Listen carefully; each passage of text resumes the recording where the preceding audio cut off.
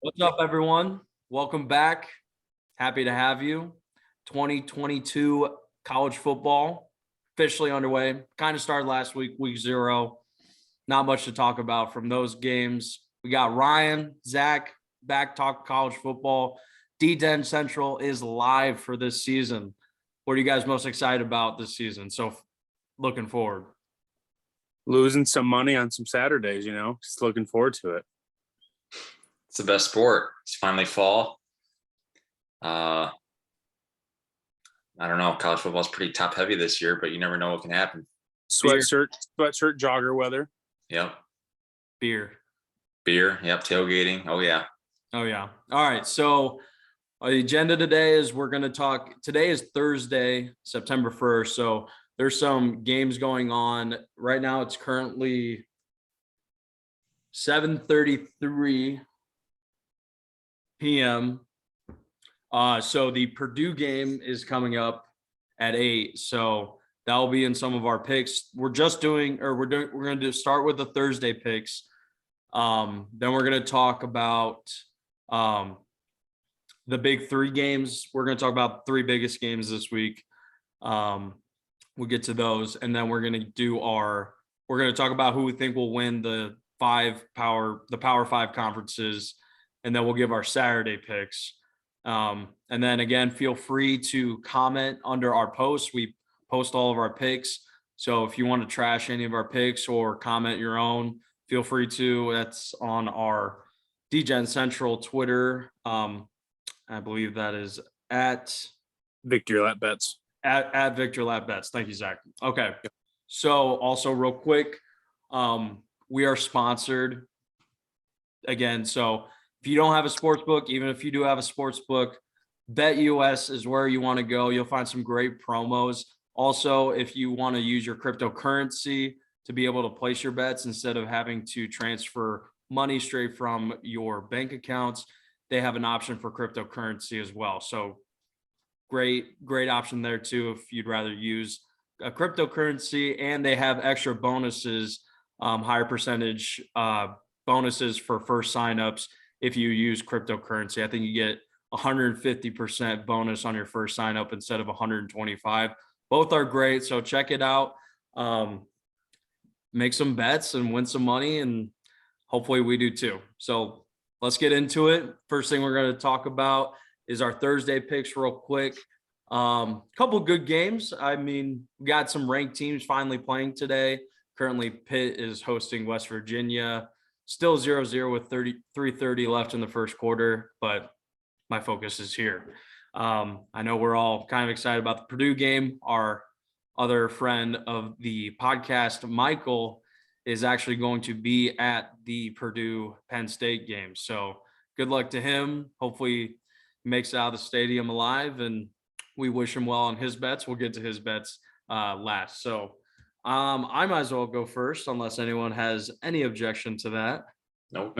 Bring it home. So on the Purdue game, Purdue plays really well at home. Everyone has seen that for the past 4 or 5 years, but mostly it's against those top ranked teams. We see them knock off Ohio State, obviously, back in 2018. Penn State, I think, is kind of running under the radar a little bit. Really know what to expect from them, but I'm thinking it's going to be low scoring. I think Purdue is going to run off the crowd's energy, at least on defense. Lots of new players on offense. Not really sure how the offense is going to operate. So I like under 53.5 in the Purdue Penn State game. Again, I should have mentioned this before my picks. I'm more of an NFL guy. I'm not going to claim to be the great knowledge of this podcast when it comes to college football picks. So please take my advice lightly, but maybe in a couple weeks, if I'm up 8, 9, 10 units, that would be a fucking miracle, but maybe you'll catch on to some of my picks. My next pick is UAB over 60.5. I don't know why. Fuck it. I love watching UAB football. It's just an absolute clusterfuck of offense and turnovers. So over 60.5 week 1. And then my final pick for Thursday games is Arizona State. Shout out my boys, Anthony and Barnett. They went to Arizona State, so this is strictly for them. Minus 24.5. They're playing a dog shit team. I can't remember who they're playing. So there you go. That shows how invested I am in my strategic takes on my college football picks, at least for week one. Hopefully it develops a little bit over the season. You can go, Ryan. I'm only bet on 2 games tonight. Pitt minus 7.5. Basically came down to, I think Pitt's a better team. I like Caden Slovis over JT Daniels. I was going to say JT Barrett, but that's not right. Those are the 2 former USC quarterbacks. And I love Purdue. I told you guys that's my lock at the Millennium. We'll see if that comes to be true. I got Purdue plus 3.5 and Purdue money line. I've got Aiden O'Connell's really good. So I've got 5 picks going tonight. I bought Pitt to -7 to get it at -120. I got Ball State, Cardinal alum, plus 35.5. Before we started recording this, Ryan was telling me about the how the game started for the Cards, and it's not looking good. So I hope no one took Ball State plus 35.5, or you probably lost some money. Next, I got Purdue plus 3.5. I think we're all on Purdue, so that's scary. All 4 of us want Purdue. Yeah. And then I've got New Mexico State, Minnesota over 53. I think Minnesota is just going to run away with it. And then I need 2 touchdowns out of New Mexico State, and we're good there. Next, I've got Fresno State minus 40.5 versus Cal Poly. I mean, what the hell is a Cal Poly anyways? Fresno State minus 40.5, baby. Michael's picks for tonight, like we said, he is at the Purdue game, so obviously he's on them. He's got Purdue plus 3.5 and Purdue money line. And then he's got Oklahoma State minus 21.5 versus the Chippewas.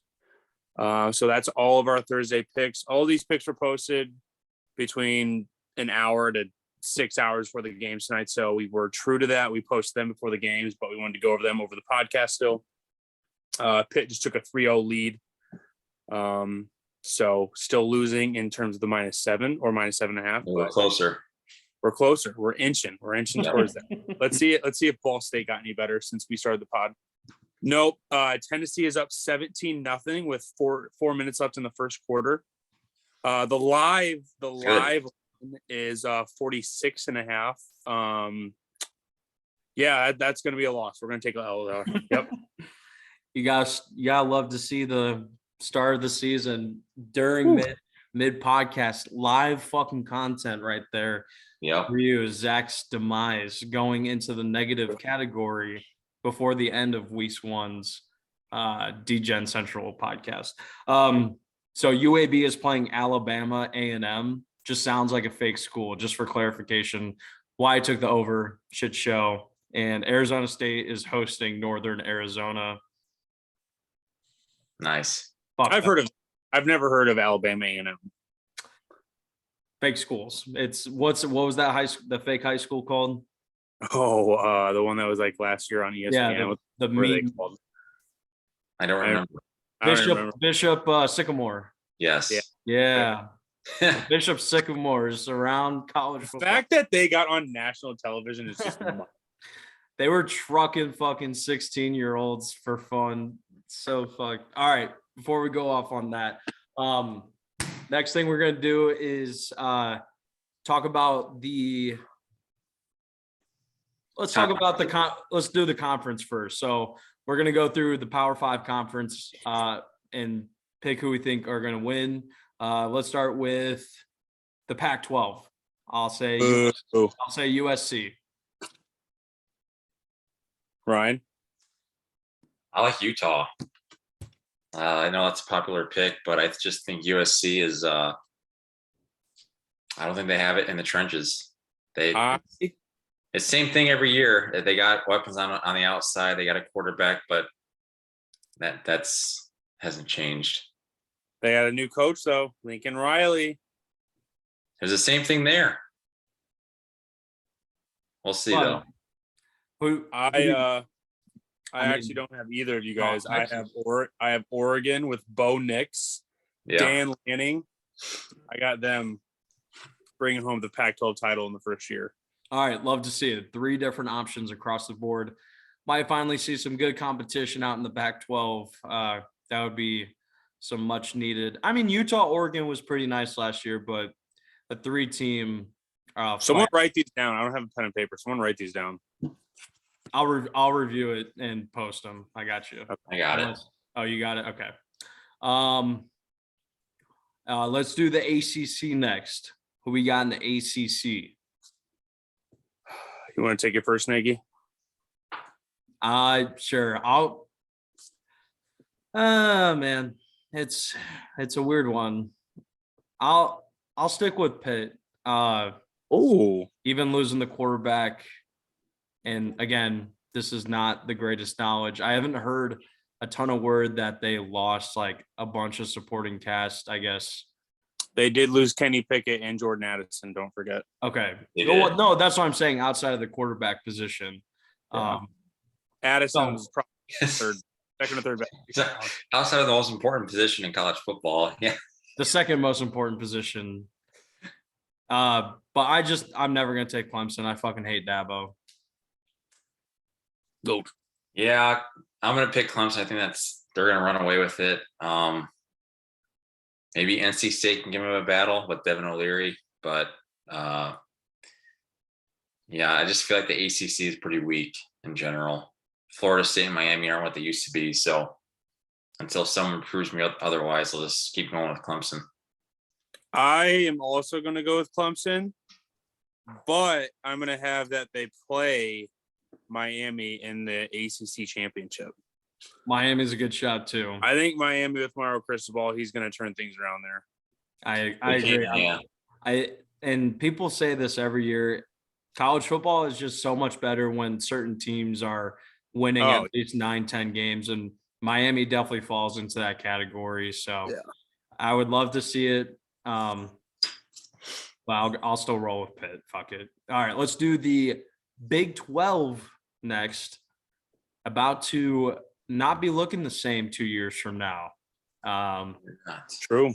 That's kind of one of the reasons I took USC too. In the back of my head is like, that'd be so pain for the rest of the conference if a team won your conference and then moves conferences next year. Like, you won't be able to get revenge or anything.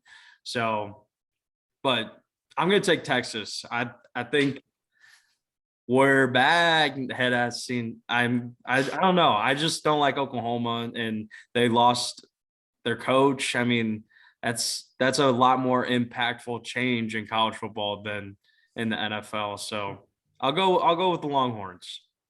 Ryan? I'm going to go with Baylor. I think they got a lot of returning starters. I think they might have the best coach in the Big 12. And Texas, people say Texas is back. I just think Texas is going to Texas, and lately that's been choke artist. So until they prove me otherwise, I'll expect the same thing. I am also going to go with Baylor as well. I don't know. The Big 12 is going to be interesting this year. Oklahoma with obviously the first year with Venables, but I feel like people forget the OC that Oklahoma brought in was the OC from Ole Miss. Jeff Levy. Yeah, and I mean, Venables is a defensive genius. I mean, Clemson last year wasn't the same Clemson we'd been used to seeing. They only lost, they lose 3 games, but Clemson's defense across the board last year was ranked like top 3 statistically in every category, and that's what Brent Venables is known for. But I'm still going to stick with Baylor. They had a really good season last year, and I think they just roll over into this year. All right. Well, you guys not taking the teams I'm taking is either going to be very fucking good for me or very fucking bad. So yeah. Also, Zach, I love how that fucking Notre Dame fat head sticker helmet thing has been in your background for literal ever since we started doing these podcasts. You were doing these podcasts before me, so it's a great it's part of your brand. And I hope literally so old, it's so broken. I know that makes it better though. I hope people appreciate it because it's like almost part of your like brand too, because you like the Irish, obviously. So all right, let's move on. Sorry for that. So let's do the Big 10. Wait, hold on. What's up? Let's just all say Big Ten and SEC at the same time. But first, we'll do Big Ten. Yeah. All right. 3, Ohio 2, 1. State. Ohio Michigan. State. Yeah. Whatever. You're lying. Michigan. Their schedule is so easy except for Ohio State. Okay. And then SEC, 3, 2, 1, Bama. Bama. Okay. Yeah. I won't go crazy in the SEC yet. They might run away with that one. Yeah, I think like Michigan, but can you guys agree with that? Do you like Michigan has a better chance of winning the Big Ten than Georgia has of winning the SEC? Yeah, but I feel like that's not. I won't go that far. Or do you think it's still like? Would you say it's just like too close, like to even have an opinion? Georgia proved last year that they belong. Yeah, that's fair. Now I understand they lost like 4 or 5 players in the first round, just on their front 7 alone. Then you lost George Pickens. You lost a handful of other players, but you lost a receiver to Alabama. Did they? Yeah. Who? He was hurt for the national title, and then he transferred to Bama right after the season ended. Wow. I can't remember his name, but he literally left Georgia for Bama. You don't really see that often. No. And Nick Saban said last year was a rebuild. College football rebuilds are totally a fucking thing. Only in Bama. Only in Bama. Although Bama does have the two of the 3 best players in college football, and Bryce Young and Will Anderson. So. And whoa. Let's not forget how good their running back is. They got the transfer from Georgia Tech. Oh, Jahmyr Gibbs. Yeah. Dude, he is a stud. So, poor Georgia Tech. He had one good player and then he leaves. I will keep that in mind. I'll keep that in mind for. I think Jermaine Burton was the guy from Georgia, maybe. Okay. I think that's the one. If any of them go to the NFL next year, I'll keep that in mind. Like I said, you guys are the college football heads. All right, let's do the big games. Yep, big games. Yeah. We got. Let's do. Utah is going to Florida. Utah is -3 points going into the Swamp. I got Utah covering easy. I think they're going to win by 2 possessions. 2 possessions. Oh, wow. Brian? Sorry, I got dogs barking, but I'll try to talk over them. I actually like Florida. Ooh. Money line. Ooh. I feel like, well, I think it was 2.5 before we recorded, but I don't know. Utah's going on the road to the Swamp, and early September is going to be hot, humid. Not what Utah players are used to. And are we going to get September Utah, or are we going to get November Utah? Because November Utah is always better than September Utah. So now, no, Florida's not a very good team, but if you can get them at home, I'll take those. I'll take that. I really don't know much about either of these teams right now. Just it's so early in the year. I know this is Florida's first head coach or first game with Billy Napier, obviously. Utah, the guy's been there for 75 seasons. He's actually has like the best bowl record in all of active FBS head coaches. But I mean, what Florida finished last year? 6-7. Did they even go to a bowl game? I don't believe so. I don't remember, but like Ryan is saying, Utah is going on the road. That is kind of wild to get your favorites at the Swamp. Like Utah is getting paid to go to Florida, probably. I don't know about that. Yeah, it's true. They probably Utah is ranked. They're the top 10. Yeah, team. They're good now. Yeah, I don't know. I'm gonna take Utah winning the game, but I'm gonna say it's gonna be late. It's gonna be like a last-second field goal type of thing. Florida is interesting. You don't know what's going to happen with Billy Napier. I mean, he's really good on offense, so he's got some. I mean, it's Florida. You got some athletes right away to work with. Yeah. All right. Next big game. We got Oregon going to Georgia. Last time I checked, line was 17 in the favor of the reigning national champions, Georgia. So I have a different pick on this game on my card, but in terms of the 17 points, I have no fucking clue. Oregon did who they got the Go Knicks. quarterback. Yeah. Oh, Knicks, baby. I remember the first couple games I saw him play, I was like, man, this kid could really be something in college football. And then I was like, this kid is really not something in college football. But maybe the change of scenery is going to be what he needs. And I hope it is, because good buddy of the podcast, also been on our NFL podcast, Brett, huge Ducks fan. So fuck it. I'll kind of slide Oregon plus 17 opening week. Ryan? I don't have a play on that one. I'll take the under. Yeah, I'm not betting plus 17. But I'll take the under. I think Georgia wins the game for sure. But I think the Ducks are gonna come in with a fight. Dan Lanning going against his former team already that he came from as the DC. I feel like that plays an advantage to him in a sense, because the guys that are now going to be starting for Georgia, he recruited, so he kind of knows their tendencies. Obviously, it's college football and everything like that, but I don't know.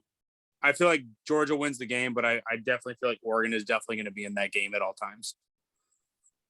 Yeah. All right. Last game, the Notre Dame Fighting Irish are traveling to Columbus. Their biggest game of the season. The Irish are also 17-point underdogs going on the road to face number 2 Ohio State. Marcus Freeman, we'll see what he's got. Redemption, I guess, after the big blown lead against Oklahoma State from last year. I really don't know. It's really no one. If anyone tells you they know what's going to happen this game, they're fucking lying to your face. But roll with the Irish, take the 17 points. Brian Kelly was really bad on the road against ranked opponents, like incredibly bad. So hopefully Marcus kind of finds a way to turn that con around into a pro. Go ahead, Zach. I just feel, I've been a Notre Dame fan my entire life, and typical Notre Dame fashion in these types of games, especially against Ohio State, you fear that the blowout is coming. Obviously, this is the first game in the Marcus Freeman area, really the first game too in the Tyler Buchner era. What can he do on offense with this team? I feel like a huge difference that people haven't seen in the past. This is probably the most athletic team Notre Dame has probably ever put together on offense in terms of speed. I think places they beat Ohio State in is the lines. I think both their front seven on defense and then their offensive line, they're better across the board than Ohio State. Where they get beat at is obviously the two receivers that Ohio State's going to have going at them right away with, I can't pronounce the one dude, hyphenated name, whatever his name is. Yeah, that one. And then Marvin Harrison Jr. I don't know how you guard both of them. And then they have that stud running back from last year that they can, is it Henderson? Travion Henderson, yeah. Travion Henderson. And then obviously you have CJ Stroud. I mean, that they win at those positions. And then in terms of secondary, I think Ohio State wins. In terms of corners, I think Ohio State wins. But when it comes to front seven and O-line, I think Notre Dame takes that. And the trenches. And a lot of times in big games, when you can win up front like that, you can win a lot of big games. The line for a top, what's Notre Dame's final ranking? Are they 6? Top 5. At 5. Yeah. Number 5 or number 2. So for a top 5 matchup to be a 17-point spread, I mean, don't get me wrong. I'm not betting this game at all, but it's a lot of points for a first game of the season. And I just people don't know what to expect yet from Notre Dame with how they finished the season last year against Oklahoma State in that bowl game. But it's the Freeman era is underway, and let's see what happens Saturday. Let's see. Well, I'll be in Des Moines, Iowa for this. I have to go to a wedding this weekend, so hopefully I get to watch the entire game and everything. But I'm gonna be a little nervous. Just Yeah. a little heads up before Ryan makes his pick. If you're new to the podcast and you're huge on Notre Dame football, like we are, Ryan and our great friend Katie host a Notre Dame specific football podcast. Yep. Ryan, you want to plug that real quick and give your pick? Yeah, so Katie and I recorded our game day preview on, I believe it was Monday or Tuesday. I think 17 or 17 is way too high. Now I think that spread, I think Vegas likes Ohio State more than they dislike Notre Dame. One, because a lot of people are picking an Ohio State versus Alabama national championship. But I don't know. It's like, I'm glad Notre Dame's getting them in September. Or we all saw what Oregon did to them in September. They were 14-point dogs and they won by a touchdown. So they beat them outright. Oregon ran for over 200 yards that game, and then Michigan ran it down their throat for over 250 in Thanksgiving weekend. So, yeah, Ohio State usually they take advantage of the teams that have lesser talent or that are less physical, and then they face teams like Oregon, Michigan, and Notre Dame in 48 hours who like to run the ball and play good defense. So I don't know.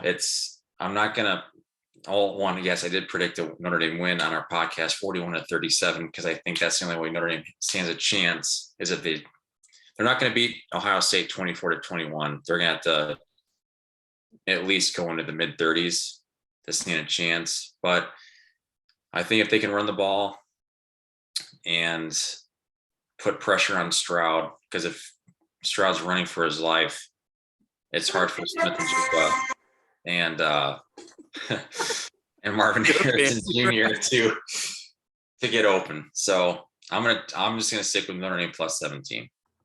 All right. Well, sorry if my audio was picked up in the background. Oh, yeah, fantasy football. That's okay. Yeah, I honestly forgot. I was more focused on the podcast, and my buddy texted me 10 minutes ago that it started at 8. So Nice. I forgot to mute it, of course. But if you're into fantasy football and the NFL just as much as you are college football, we're also going to be doing NFL episodes each week as well. So just subscribe to our YouTube page. You'll see all the new postings and our new videos, and you'll kind of make the journey with us as we also will post on Twitter the results of our picks each week. That way you can see the pain in our suffering or the success of our picks. So also we're going to be doing the same thing where we'll give a do or die pick each week. So that's our best lock of the week pick every week, do or die. If anyone misses 3 college do or dies or 3 NFL do or dies in a row separately, they will have to do a punishment. So for example, 2 years ago, I ate fucking really hot, spicy wings and they turned my stomach into a nucular wasteland. What were some of the, have you guys done do or die punishments yet? Yeah, I I'm had one. vegan. I had to do the vegan thing for a week last year. Yeah. Ryan, did you I ate a lot of rice. Vegan. Ryan cheated though. Ryan. No, I didn't.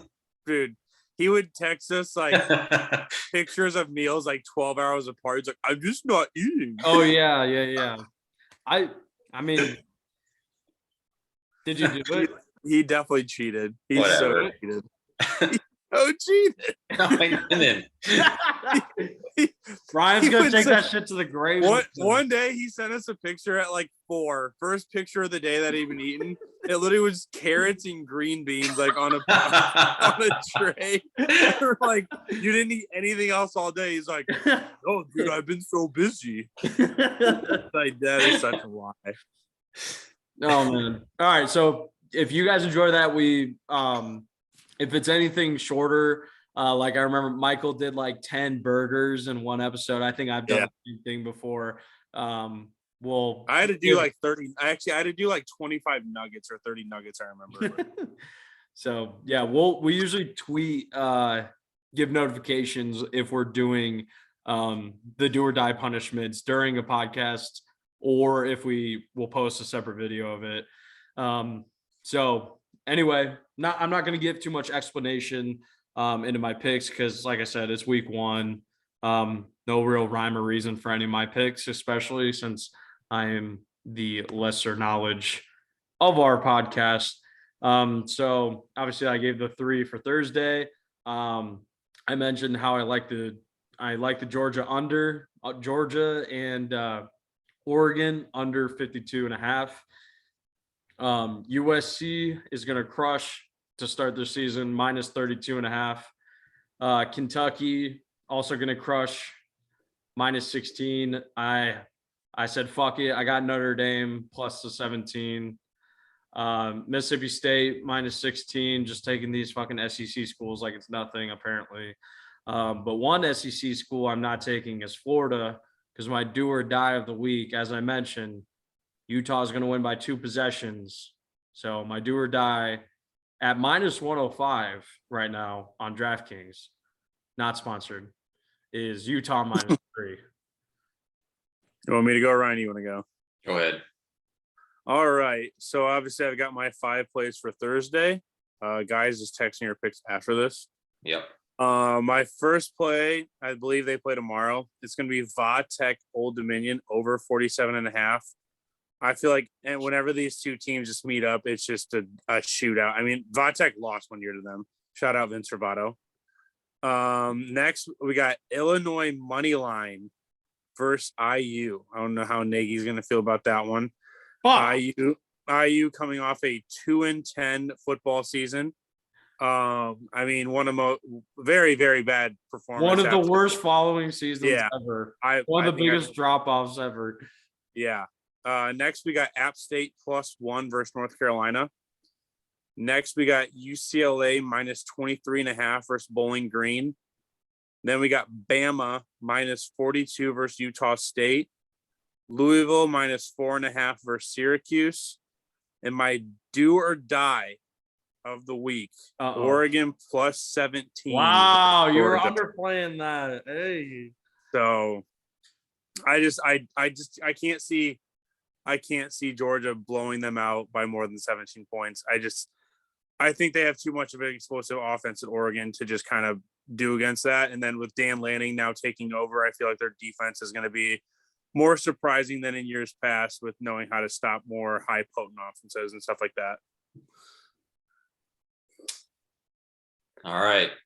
I got Colorado plus 13.5 against TCU. UCLA and Bowling Green over 56.5. Arkansas minus 6.5 against Cincinnati. Kentucky minus 16.5 against Miami, Ohio. I think Kentucky is going to be, I think they're going to have a pretty good year, actually. BYU minus 11.5 against South Florida. Michigan minus 30.5 against Colorado State. I already said Florida plus 2.5 and money line against Utah. Notre Dame plus 17.5 against Ohio State. Alabama minus 42.5 against Utah State. And then Sunday night, I have Florida State plus 3.5 against LSU. And my do or die, North Carolina and App State over 56.5. North Carolina scored 56 points by themselves last week. I think they should, I could see some points getting scored. Even though that game's close, it's like an even right now. So I don't know what the deal is with that. All right. Any other comments on the upcoming season or this coming weekend, boys? I don't think so, no. Go Irish. Hopefully they pull up an upset. All right, yeah, we'll be going crazy next week. I do have one thing I'd like to end it with. This is going to be about a few minutes. So a graphic posted the other day on Twitter about the 2015 Alabama coaching positions and where they're at now. So this might be, I don't know if you guys saw this. So I'm going to start it off. Obviously, Nick Saban, head coach, still there. Offensive coordinator, Lane Kiffin, obviously now head coach at Ole Miss. Kirby Smart, DC, now head coach at Georgia. Mario Cristobal, O-line coach, now the head coach at Miami. Billy Napier, wide receivers coach, now head coach at Florida.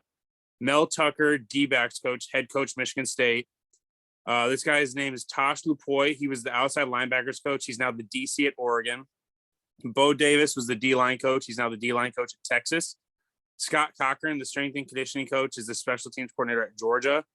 Glenn Schumann, director of football player development, co-DC inside linebackers coach at Georgia. Freddie Roach, director of football player development, D-line coach at Bama. Azir Abdul Rahim, associate director of player personnel, D-backs coach at BC. Eric Casal, analyst, OC at Auburn. Charlie Weiss Jr., analyst, OC at Ole Miss. Brendan Farrell, analyst, assistant special teams coach, Miami Dolphins. Kerry Colbert, analyst, wide receivers coach, Florida. Wes Neighbors, analyst, safeties coach, Maryland.